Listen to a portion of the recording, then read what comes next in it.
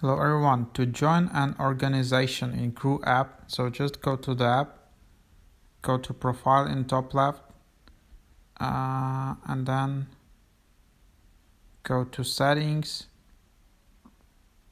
Oops, sorry, it's the wrong one.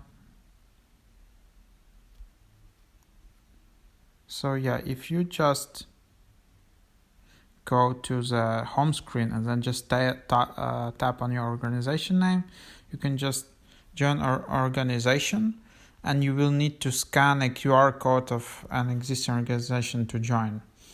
So there you have it. For example, this is how a QR code can look like. So this is, for example, you can show it your organization's QR code to other people and they can scan it and then they can join your team on this app. So hope that was helpful.